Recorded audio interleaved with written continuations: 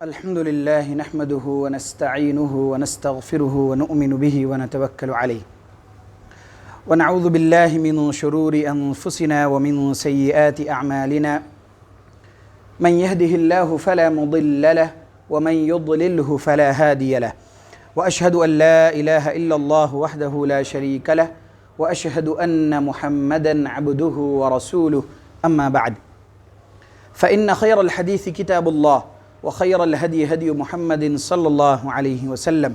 وشر الأمور محدثاتها وكل محدثة بدعة وكل بدعة ضلالة وكل ضلالة في النار. قال الله تبارك وتعالى في القرآن الكريم: أعوذ بالله من الشيطان الرجيم يا أيها الذين آمنوا اتقوا الله حق تقاته ولا تموتن إلا وأنتم مسلمون.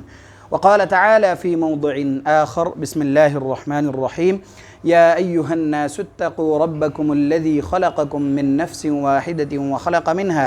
وخلق منها زوجها وبث منهما رجالا كثيرا ونساء واتقوا الله الذي تساءلون به والأرحام إن الله كان عليكم رقيبا. وقال تعالى في موضع آخر: أعوذ بالله من الشيطان الرجيم يا أيها الذين آمنوا اتقوا الله وقولوا قولا سديدا يصلح لكم أعمالكم ويغفر لكم ذنوبكم ومن يطع الله ورسوله فقد فاز فوزا عظيما. تمام قسم کی تعریفات و توصیفات، کبریائی و بڑائی، حمد و ثنا صرف اور صرف اس اللہ رب العالمین ہی کے لیے لائق و زیبا اور سزاوار ہے جس نے سارے جہاں کو بنایا. بعدہ بے شمار درود و سلام نازل ہو نبی آخر الزماں محمد عربی صلی اللہ علیہ وسلم پر. حاضرین جمعہ، گزشتہ کئی ہفتوں کی طرح آج کا بھی جو عنوان ہے وہ یہی ہے کہ معاشی تنگی کا کیا حل ہے، اس کے اسباب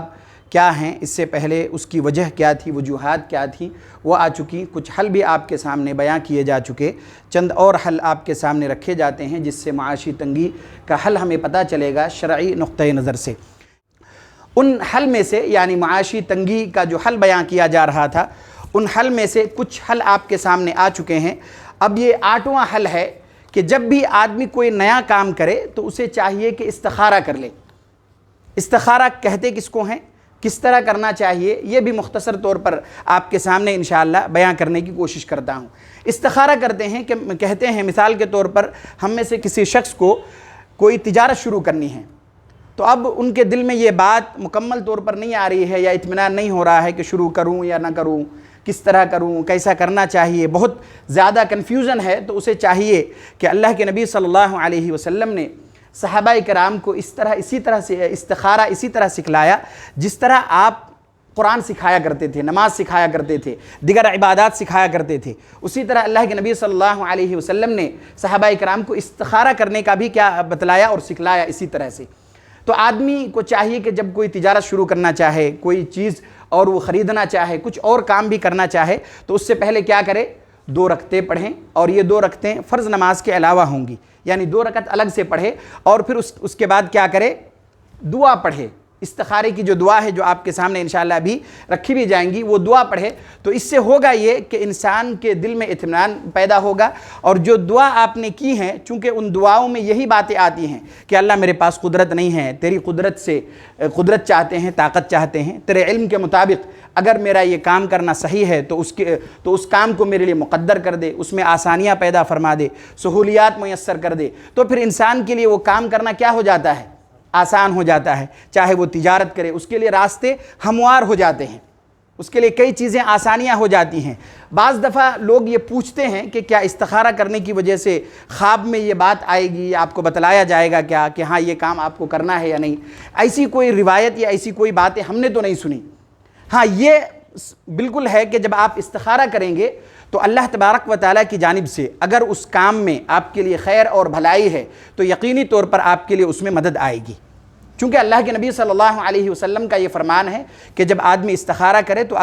چونکہ ہم دعا ہی اس بات کا کرتے ہیں کہ اگر اس کام میں ہمارے لیے خیر اور بھلائی ہے تو کیا کر دے، اس کام کو ہمارے لیے مقدر کر دے، اس میں آسانیاں پیدا فرما دے. لیکن اگر یہ کام خیر اور بھلائی نہیں ہے، اس کام میں بظاہر ہو سکتا ہے ہمیں خیر اور بھلائی دکھے، بظاہر ایسا ہو سکتا ہے کہ ہمیں لگے کہ اس میں بہت منافع ہے، اس میں ہمیں بہت فائدہ ہوگا، ہم نے استخارہ بھی کیا اور پھر وہ کام نہیں ہوا، تو اب اس بات پر یقین رکھنا ضروری ہے کہ شاید یہ کام ہمارے لیے انجام کے اعتبار سے اچھا نہیں تھا۔ بظاہر وہ لگ رہا تھا کہ وہ فائدہ مند ہوگا، بظاہر وہ لگ رہا تھا کہ وہ ہمارے لیے نفع بخش ہوگا، لیکن جب ہم نے استخارہ کر لیا، اللہ تبارک و تعالیٰ نے ہو سکتا ہے بڑی آزمائش سے ہمیں بچا لیا اور اس کام سے ہمیں دور کر دیا اور اس کام کو ہمیں آگے بڑھنے نہیں دیا۔ بظاہر ہو سکتا ہے ہمیں لگے کہ وہ کام ہمارے لیے فائدہ مند ہو سکتا تھا، لیکن استخارہ کی وجہ سے ہو سکتا ہے وہ کام کیا ہو جائے، یا ہو سکتا ہے اس کے بعد جو انجام برا ہونے والا تھا اس سے ہم محفوظ ہو جائیں۔ اس لیے جب بھی ہم میں سے کوئی شخص کوئی کام کرنا چاہے، نیا کام شروع کرنا چاہے، کچھ خریدنا چاہے، تو اسے کیا کرنا چاہیے؟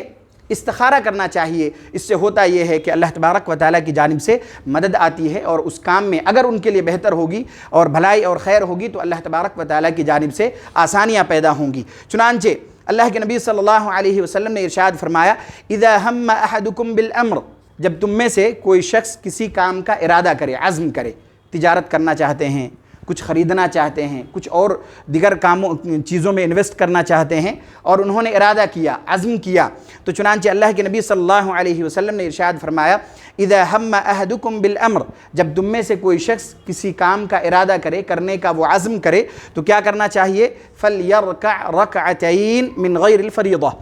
تو اسے چاہیے کہ 2 رکعتیں پڑھے فرض کے علاوہ۔ یعنی یہ نہیں آدمی کہہ سکتا ہے کہ فجر کی نماز میں 2 رکعت ہے فرض، اسے ہی پڑھ کے دعا کر لیں گے، نہیں، وہ تو آپ پہ لازم ہے۔ یہ جو استخارہ ہے اس کے لیے الگ سے 2 رکعتیں آپ کو کیا کرنی ہے؟ پڑھنی ہے، اور پھر اس کے بعد کیا کرنا ہے؟ دعا کرنا ہے۔ اللہ کے نبی صلی اللہ علیہ وسلم نے طریقہ بتلایا کہ اگر تم میں سے کوئی شخص کسی کام کا ارادہ کرے، عزم کرے، تو اسے کیا کرنا چاہیے؟ فلیرکع رکعتین من غیر الفریضہ، اسے چاہیے کہ 2 رکعتیں پڑھیں فرض کے علاوہ، جو فرض نمازیں ہیں ان نمازوں کے علاوہ 2 رکعتیں پڑھے، اور پھر اس کے بعد کیا کرے؟ ثم لیقل، پھر اسے چاہیے کہ دعا کرتے ہوئے یہ دعائیں کہیں، اس دعا کا اہتمام کرے، اللہم انی استخیرک بقدرتک، کہ اللہ میں تجھ سے تیری قدرت کے ساتھ خیر اور بھلائی چاہتا ہوں۔ یہ دعا ہے۔ اللہ تبارک و تعالیٰ سے آدمی کیا کرے؟ دعا کرے، اللہم انی استخیرک بقدرتک، اے اللہ تیری قدرت کے ساتھ تیری بھلائی چاہتا ہوں، اور پھر اس کے بعد آگے یہ ارشاد فرمایا، وَأَسْتَقْدِرُكَ بِقُدْرَتِكَ اللہم انی استخیرک بعلمک، اے اللہ تیرے علم کے ساتھ تیرے خیر اور بھلائی چاہتا ہوں، وَأَسْتَقْدِرُكَ بِقُدْرَتِكَ، اور تیری طاقت اور قوت کے ساتھ میں طاقت اور قوت چاہتا ہوں۔ اس کے بعد وَأَسْأَلُكَ مِن فَضْلِكَ الْعَظِيمِ، اور تیرے فضل میں سے سوال کرتا ہوں، تجھ سے چاہتا ہوں، مانگتا ہوں، کیوں؟ فَإِنَّكَ تَقْدِرُ وَلَا أَقْدِرُ، کیونکہ تو ہی طاقت و قوت رکھنے والا ہے اور میں طاقت و قوت نہیں رکھتا، وَتَعْلَمُ وَلَا أَعْلَمُ، اور تو بہتر جانتا ہے اور میں نہیں جانتا۔ بظاہر ہمیں چیزیں دیکھنے میں لگے کہ ہاں یہ صحیح ہوگا، میرے لیے یہ کرنا اچھا ہوگا، لیکن اس کے انجام کو ہم نہیں جانتے، وہ صرف جتنا ہم دیکھ پاتے ہیں اسی کا ہم فیصلہ کر سکتے ہیں۔ آگے کیا ہوگا، کل کیا ہوگا، اس میں نفع بخش ہوگا یا وہ ختم ہو جائے گا، یا اس میں کچھ اور جو ہے آزمائشیں آ سکتی ہیں، اس کا ہمیں علم نہیں ہے۔ لہٰذا اللہ تبارک و تعالیٰ کے حوالے کرنے کی ضرورت ہے، فَإِنَّكَ تَقْدِرُ وَلَا أَقْدِرُ، کہ تو قدرت رکھنے والا ہے، میں طاقت اور قدرت نہیں رکھتا، وَتَعْلَمُ وَلَا أَعْلَمُ،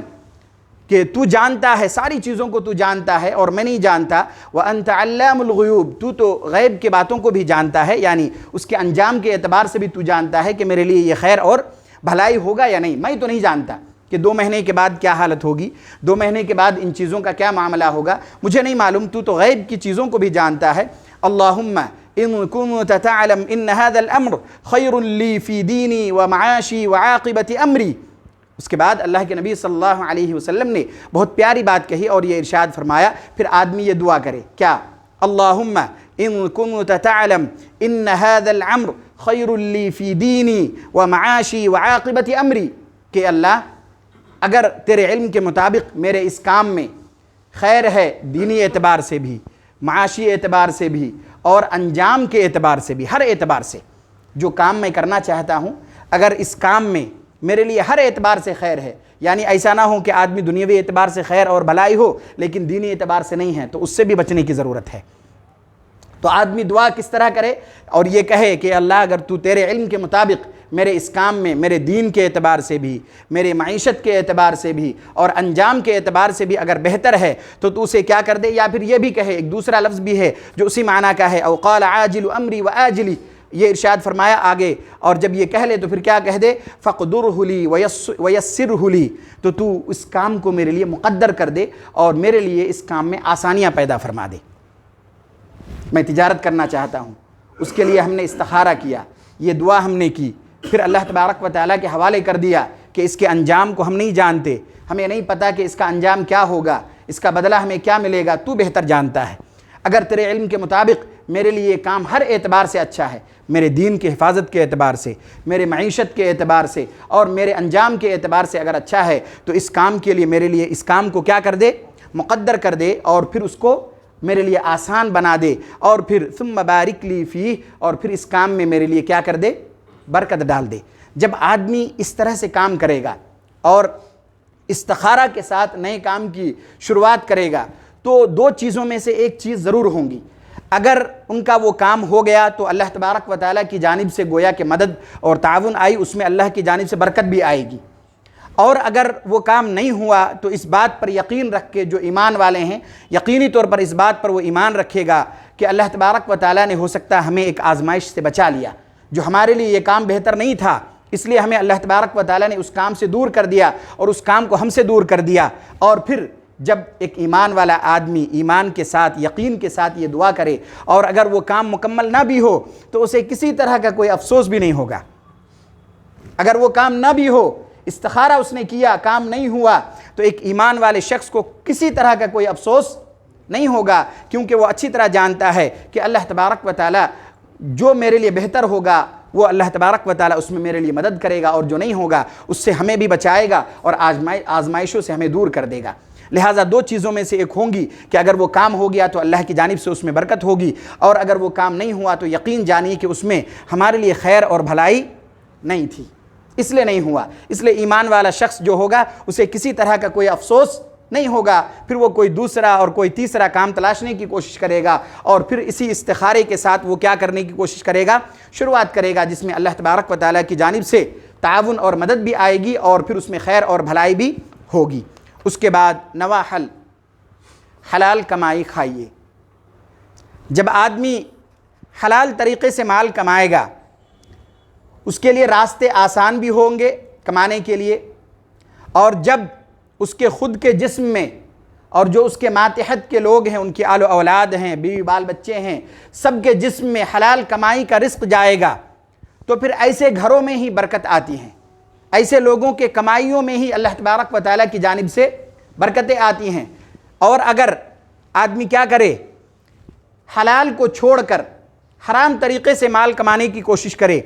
اور بے شمار بھی مال کمائے، وہ کتنا بھی مال کما لے، اللہ کے نبی صلی اللہ علیہ وسلم کے فرمان سے یہ پتہ چلتا ہے کہ اگر اس نے مال کو اس کے حق کے ساتھ نہیں لیا، حق کے ساتھ سے مراد یہ ہے کہ حلال طریقے سے نہیں کمایا، حرام طریقے سے حاصل کیا، تو وہ شخص اس آدمی کی طرح ہوگا کہ وہ کھاتا پیتا ہوگا لیکن اسے اطمینان نہیں ہوگا،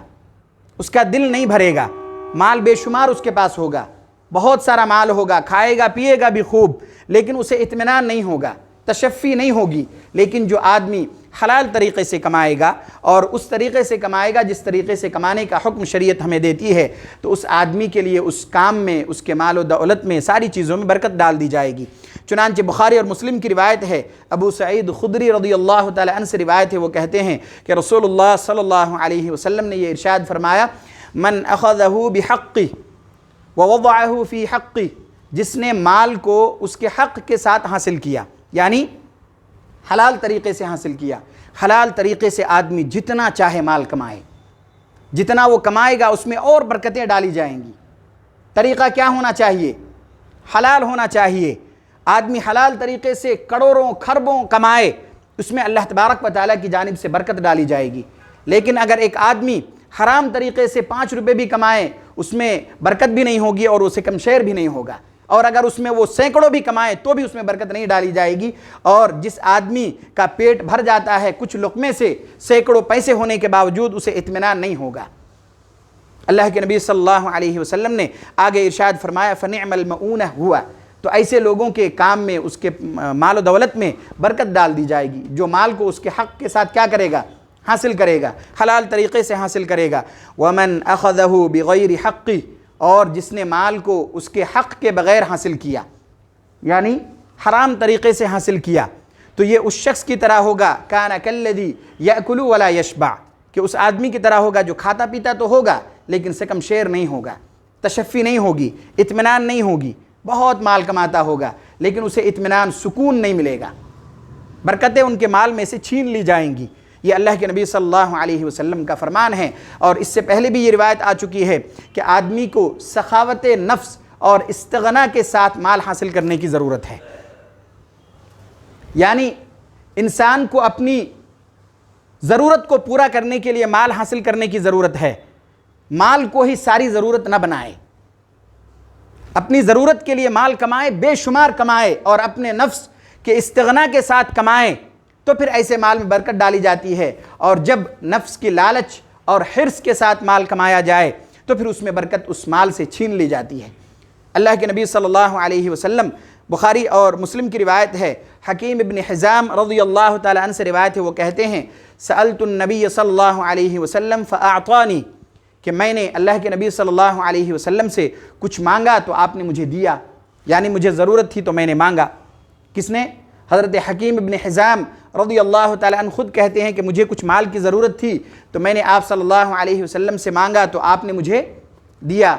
دوسری بار میں نے مانگا، دوسری بار بھی آپ نے دیا، تیسری بار بھی مانگا تو تیسری بار بھی آپ نے دیا، چوتھی بار آپ نے یہ ارشاد فرمایا ثم قال یا حکیم، اے حکیم سنو،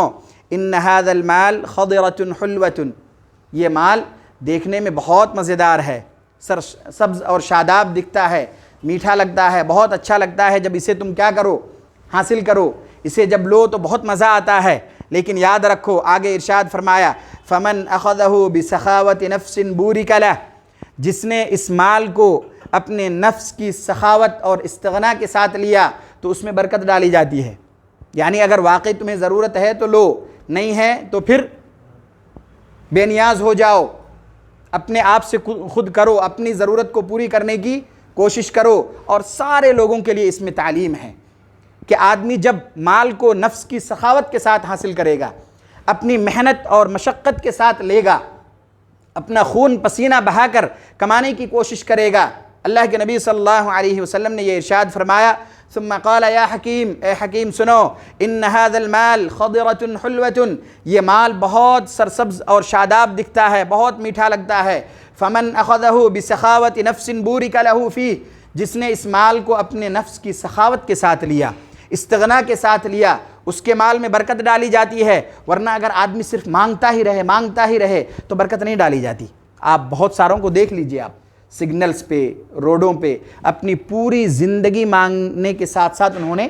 گزار دیا، اور وہ مانگتے ہی رہتے ہیں، اب ان کو اپنی ضرورت کے لیے وہ نہیں مانگ رہے ہیں، اب ان کا وہ پیشہ ہے، اور اس لیے برکت نہیں ڈالی جاتی۔ اگر واقعی ان کو ضرورت ہوتی اور پھر وہ مانگتے تو اس میں برکت ڈالی جاتی، ہو سکتا ہے کچھ دن وہ مانگتے، اس کے بعد اللہ تعالیٰ کچھ نہ کچھ ان کے لیے راستے ہموار کر دیتے۔ بہت سارے ایسے لوگ بھی مانگتے پھرتے ہیں جن کے پاس طاقت و قوت ہے، جو کام کاج بھی کر سکتے ہیں، ایسے لوگوں کو دینے سے بھی بچنے کی ضرورت ہے، ایسے لوگوں کو دینے سے بھی بچنے کی ضرورت ہے، بلکہ ایسے لوگوں تک مال پہنچانے کی ضرورت ہے جو ضرورت مند بھی ہو اور ساتھ ساتھ خوددار بھی ہو، کہ غیرت مند بھی ہو، کہ کسی کے سامنے ہاتھ نہ پھیلاتے ہوں۔ ہمیں معلوم کرنے کی ضرورت ہے کہ کسے ہمارے مال کی اور ہمارے تعاون کی ضرورت ہے، کس تک ہمیں مال پہنچانا چاہیے۔ جو ضرورت مند ہیں لیکن لوگوں کے سامنے وہ ہاتھ پھیلانے سے کتراتے ہیں، اپنے آپ کو بے نیاز کرنا چاہتے ہیں، اور پھر اللہ تبارک و تعالیٰ ایسے لوگوں کے لیے آسانیاں بھی پیدا فرما دیتا ہے۔ کچھ دنوں مشکلوں کا سامنا کرنا پڑ سکتا ہوگا، لیکن اس کے بعد آسانیاں ان کے لیے ہو جاتی ہیں، گھر بیٹھے بھی ان کے پاس کہیں نہ کہیں سے ضرورت کی چیزیں آ جاتی ہیں جب وہ ضرورت مند ہوں۔ لیکن ساری طاقت و قوت رکھنے کے باوجود، سارے وسائل ہونے کے باوجود اگر آدمی گھر میں بیٹھ جائے اور لوگوں کے سامنے ہاتھ پھیلائے تو پھر ایسے لوگوں کے مال میں برکت نہیں ڈالی جاتی، بلکہ ایسے لوگوں کے مال سے برکت چھین لی جاتی ہیں۔ پھر اپنی پوری زندگی وہ لوگوں کے سامنے صرف کیا کرے گا؟ ہاتھ ہی پھیلائے گا، اپنی ضرورتوں کو لوگوں کے سامنے وہ رکھا کرے گا۔ اس لیے اللہ کے نبی صلی اللہ علیہ وسلم نے یہ ارشاد فرمایا، حکیم یہ مال بہت سرسبز اور شاداب دکھتا ہے، بہت میٹھا ہے، لہٰذا جس نے اس مال کو اپنے نفس کی سخاوت کے ساتھ لیا تو اس میں برکت ڈال دی جاتی ہے۔ وَمَنْ أَخَذَهُ بِإِشْرَافِ نَفْسٍ لَمْ يُبَارَكْ لَهُ فِيهِ، اور جس نے اس مال کو نفس کی لالچ کے ساتھ لیا۔ اب جو لوگ طاقت ہے، ہٹے کٹے ہیں، مانگ رہے ہوتے ہیں، اب وہ سخاوت نفس کے ساتھ مال نہیں حاصل کر رہے ہیں، اب تو وہ لالچ کے ساتھ کر رہے ہیں، کیونکہ وہ 6 گھنٹے میں اتنا کمائے گا کہ اگر وہ کام کرنے جائے تو شاید ان کو 4-5 دن یا 10 دن لگ جائے وہ پیسے کمانے میں، تو اب وہ اپنے نفس کی لالچ کے ساتھ پیسہ حاصل کر رہا ہے، لہذا اس پیسے میں اللہ تبارک و تعالیٰ کی جانب سے برکت نہیں ڈالی جائے گی۔ چنانچہ اللہ کے نبی صلی اللہ علیہ وسلم نے یہ ارشاد فرمایا، وَمَنْ أَخَذَهُ بِإِشْرَافِ نَفْسٍ لَمْ يُبَارَكْ لَهُ فِيهِ، کہ جس نے نفس کی لالچ کے ساتھ مال کو حاصل کیا تو اس میں برکت نہیں ڈالی جاتی، پھر وہ اسی شخص کی طرح ہے كَالَّذِي يَأْكُلُ وَلَا يَشْبَعُ، کہ وہ کھاتا پیتا ہوگا لیکن وہ سکم شیر نہیں ہوتا، اپنی ساری زندگی گبر آلود پھرتا ہے، پھٹے پرانے کپڑے ہی پہنتا ہے، اور پھر بہت سارے آپ نیوز پیپرز میں سنے ہوں گے، اخبارات میں پڑھے ہوں گے کہ کروڑوں کا مال چھوڑ کر مر گیا۔ پہلے مانگا اپنی پوری زندگی، اس سے فائدہ بھی نہیں اٹھا سکا، کپڑے ساری زندگی پھٹے پرانے پہنے، کیونکہ اگر اچھے کپڑے پہنتے تو شاید لوگ نہ دیتے، اور پھر کروڑوں کی مال جائیدادیں بلڈنگیں ساری چھوڑ کر وہ مر گیا۔ تو اللہ تبارک و تعالیٰ اس شخص کے مال سے برکت کو چھین لیتا ہے جو مال کو نفس کی لالچ اور حرص کے ساتھ حاصل کرتا ہے، لہذا مال کو نفس کی سخاوت اور استغنا کے ساتھ حاصل کرنے کی ضرورت ہے۔ اس کے بعد آئیے کہ جب اللہ تبارک و تعالیٰ 11واں حل کہ اگر اللہ تبارک و تعالیٰ نے ہمیں مال دیا ہے تو ہمیں اپنی استطاعت کے بقدر صدقہ اور اللہ کی راہ میں خرچ کرنے کی ضرورت ہے۔ اللہ کی راہ میں مال کو خرچ کرنے کی ضرورت ہے۔ اگر آپ معاشرے میں دیکھیں اور آپ مشاہدہ کریں تو آپ دیکھیں گے کہ بے شمار ایسی جگہیں ہیں، بے شمار ایسے لوگ ہیں جہاں پر ہمارے مال کی ضرورت ہے، جہاں پر ہمارے تعاون کی ضرورت ہے۔ ایسی جگہوں پر صدقہ دیں، ایسی جگہوں پر اپنا مال خرچ کریں، اور یقین جانیے کہ جب ہم اپنے مال میں سے خرچ کریں گے تو اپنے مال میں سے کم بھی نہیں ہوگا، اور اللہ تبارک و تعالیٰ کی جانب سے اس میں برکت بھی ڈالی جائے گی۔ اگر ہماری ذہنوں میں یہ بات ہے کہ اگر ہم نے اپنے مال میں سے کچھ خرچ کر دیا تو یہ کم ہو جائے گا، تو یہ بات ذہن سے نکال لیے جائیں، کیونکہ اللہ کے نبی صلی اللہ علیہ وسلم کا یہ بہت صاف الفاظ کے ساتھ یہ فرمان ہے کہ صدقہ کرنے سے مال کم نہیں ہوتا، اس میں برکت ڈالی جاتی ہے۔ اگر ہم نے صدقہ نہیں کیا، روک روک کر رکھا، ہو سکتا ہے کہیں اور سے وہ مال نکل جائے، کسی بیماری کی وجہ سے اس سے کئی گنا مال ختم ہو جائے، لہٰذا ضرورت اس بات کی ہے کہ اگر اللہ تبارک و تعالیٰ نے ہم میں سے ہر شخص کو جتنا دیا ہے اپنی استطاعت کے بقدر، جتنا مال ہمیں حاصل ہے اسی استطاعت کے بقدر ہمیں کیا کرنا چاہیے؟ ہمیں چاہیے کہ اپنے مال میں سے جتنا ہمیں طاقت ہے، قوت ہے، اس مال میں سے ہم صدقہ کریں، اور اپنے مال کو ایسی جگہ پہنچائیں، ایسے لوگوں تک پہنچائیں جنہیں ہمارے مال کی ضرورت ہوں۔ اگر کوئی معاشرے میں، محلے میں یتیم ہیں جن کو ہمارے مال کی ضرورت ہے تو ہم ان تک اپنے مال کو پہنچائیں۔ اگر اس بات کی ضرورت ہے کہ ان کی تعلیم و تعلم میں ہمارے مال کوئی اہم رول ادا کر سکتی ہے تو ہمیں چاہیے کہ ہم ان کی تعلیم کے انتظامات کے لیے ان پر مال خرچ کریں۔ بہت سارے مدارس ایسے ملیں گے جہاں آپ کو ایسے بچے پڑھتے ہوں گے جن کو مال کی ضرورت ہوتی ہے، جن کو ان کی تعلیم، اور بہت سارے لوگ ایسے بھی ہیں جن کو آپ جانتے ہوں گے کہ مال کی وجہ سے اپنی تعلیم کو انہیں روکنا پڑا، اور اپنے تعلیم کو آگے وہ نہیں بڑھا سکے، اور اپنی کم عمری میں ہی وہ کام کاج کو نکل پڑے۔ ضرورت اس بات کی ہے کہ ہم ایسے جگہوں پر تلاش کر، ایسے جگہوں کو ڈھونڈ کر، اور ایسے لوگوں کو ڈھونڈ کر جنہیں ہمارے مال کی ضرورت ہو، ہم اپنے مال میں سے جتنا ہو سکے، آدمی 2 روپے، 5 روپے، 10 روپے، 100 روپے، اپنی استطاعت کے بقدر۔ اس لیے اللہ کے نبی صلی اللہ علیہ وسلم نے اس نفلی صدقات میں کوئی تعین نہیں کی۔ تعین جو زکوٰۃ کا ہوا وہ مال کے نصاب کو پہنچنے کے بعد ہوا۔ نفلی صدقات میں کسی کو تعین نہیں کیا گیا کہ ہر آدمی کو اتنا ادا کرنا ہے، بلکہ اپنی استطاعت کے بقدر جتنا چاہے آدمی کیا کرے، اللہ کی راہ میں خرچ کرے، اور یہ خرچ کرنا کسی کو بتلانے کی ضرورت نہیں ہے۔ کسی کو یہ بتلانے کی ضرورت نہیں ہے کہ میں نے فلاں آدمی کو مال دیا یا میں نے اتنا خرچ کیا، کسی کو بتلانے کی ضرورت نہیں ہے۔ ایک دم آرام سے اور اسے چھپا کر اپنے اللہ کی رضامندی کے لیے اپنے مال میں سے خرچ کریں تو اللہ تبارک و تعالیٰ کی جانب سے اس مال میں بھی برکت ڈال دی جاتی ہے۔ سورہ سبا میں اللہ تبارک و تعالیٰ نے یہ ارشاد فرمایا وَمَا أَنفَقْتُم مِّن شَيْءٍ فَهُوَ يُخْلِفُهُ وَهُوَ خَيْرُ الرَّازِقِينَ، جو کچھ تم خرچ کرتے ہو اللہ تبارک و تعالیٰ تمہیں اور زیادہ دیتا ہے، اس کی جگہ اور زیادہ تمہیں عطا کر دیتا ہے۔ جو تم نے خرچ کیا اس سے کہیں بڑھ کے اللہ تبارک و تعالیٰ تمہیں دے دے گا۔ کیونکہ اللہ تبارک و تعالیٰ ہی سب سے بہترین اور سب سے بہتر رزق دینے والا ہے۔ اللہ ہی کے ہاتھ میں یہ طاقت اور قدرت ہے کہ اللہ تبارک و تعالیٰ تمہیں رزق دے، لہٰذا تم جو بھی خرچ کرتے ہو اس سے کئی گنا بڑھ کر اللہ تبارک و تعالیٰ تمہیں عطا کر دیتا ہے۔ مسلم کی روایت ہے، اللہ کے نبی صلی اللہ علیہ وسلم نے یہ ارشاد فرمایا ما نقصت صدقۃ من مال، کہ صدقہ کرنے سے مال کم نہیں ہوتا۔ صدقہ کرنے کی وجہ سے، اللہ کی راہ میں خرچ کرنے کی وجہ سے مال میں کسی طرح کی کوئی کمی نہیں آتی۔ یہ چند حل آپ کے سامنے رکھے گئے ہیں، انشاءاللہ آئندہ کچھ اور حل بھی اور صدقات سے متعلق بھی کہ مال میں سے اگر صدقہ کیے جائیں تو اس میں کس طرح سے برکتیں ڈال دی جاتی ہیں اور اللہ تبارک و تعالیٰ کی جانب سے کس طرح سے تعاون اور مدد آتی ہے، یہ چیز بھی آپ کے سامنے انشاءاللہ رکھی جائیں گی۔ اخیر میں اللہ تبارک و تعالیٰ سے دعا ہے کہ اللہ تبارک و تعالیٰ ہم سب کی پریشانیوں کو دور فرما دے۔ یا الہ العالمین ہم میں سے جو لوگ پریشان حال ہیں ان کی پریشانیوں کو دور فرما دے۔ یا الہ العالمین جہاں کہیں بھی دنیا کے کسی بھی کونے اور خطے میں مسلمان پریشان حال ہیں ان کی پریشانیوں کو دور فرما دے۔ یا الہ العالمین جہاں کہیں بھی انہیں پریشان کیا جا رہا ہے ان کی غیبی مدد اور نصرت عطا فرما دے۔ یا الہ العالمین مسلمانوں کی مدد عطا فرما دے۔ یا الہ العالمین دشمنوں کو مغلوب کر دے اور انہیں ذلیل اور رسوا کر دے۔ یا الہ العالمین ہم میں سے جو لوگ بیمار ہیں انہیں شفائے عاجلہ کاملہ دائمہ مستمرہ نصیب فرما دے۔ یا الہ العالمین ہم میں سے جو لوگ اس دنیا سے گزر چکے ہیں ان کے سیئات کو درگزر فرما دے، ان کے حسنات کو قبول فرما لے، ان کو جنت میں اعلیٰ سے اعلیٰ مقام نصیب فرما دے۔ یا الہ العالمین ہم میں سے ہر شخص کی پریشانیوں کو دور فرما دے۔ یا الہ العالمین ہم میں سے جو لوگ قرض میں ڈوبے ہوئے ہیں ان کے قرض کی ادائیگی کا سامان مہیا فرما دے۔ آمین وآخر دعوانا ان الحمد للہ رب العالمین۔